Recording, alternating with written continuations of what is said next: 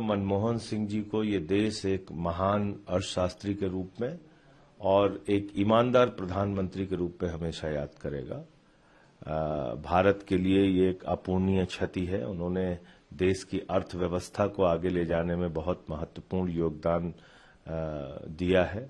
एक वित्त मंत्री के तौर पे जब वो नरसिम्हा राव जी की सरकार में आए और फिर भारत के प्रधानमंत्री के रूप में 10 साल तक उन्होंने अपना योगदान दिया।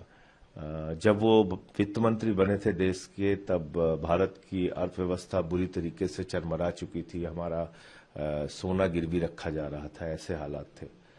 वहां से उन्होंने देश को यहां तक पहुंचाया। मैं सर झुका के उनको नमन करता हूं अपनी पार्टी की ओर से और केजरीवाल जी की ओर से उनको श्रद्धांजलि अर्पित करता हूं। मुझे याद है कि दिल्ली की सरकार के खिलाफ जब अध्यादेश आया था, अपनी बीमारी की हालत में भी वो व्हील चेयर के ऊपर चल के आए थे और उन्होंने हमारे पक्ष में वोट किया था। एक संघीय ढांचे के प्रति, लोकतंत्र के प्रति ये उनकी आस्था थी। मुझसे खुद से व्यक्तिगत जुड़ा हुआ इनका एक वाकया है कि मैं एक बार रजिस्टर पे साइन कर रहा था पार्लियामेंट में, तो पीछे से मैंने देखा कि किसी ने हाथ रखा, तो मैंने देखा डॉक्टर साहब थे, तो मैंने पलट के उनका पैर छुआ। मैंने कहा सॉरी सर, मैं देख नहीं पाया आपको। तो उन्होंने फिर बोला नहीं ना, आप साइन कीजिए। साइन किया, फिर वो अपना साइन करने लगे, तो मैं बगल में खड़ा था।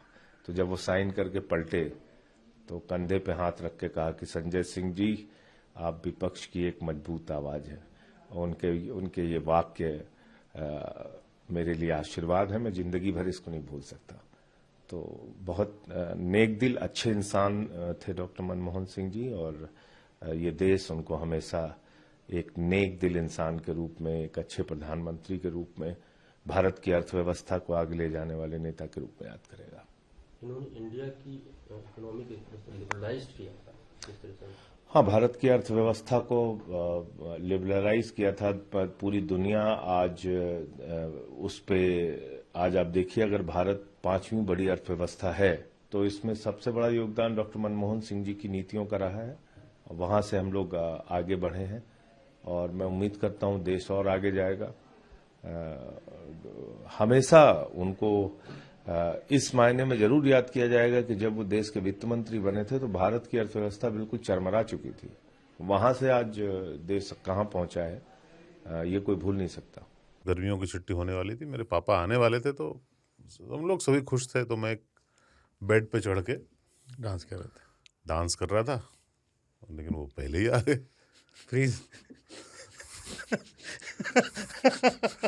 तो मैं उस समय तो कंटिन्यू नहीं कर सकता था, तो फ्रीज फ्रेम टाइप का हो गया। कसम पैदा कर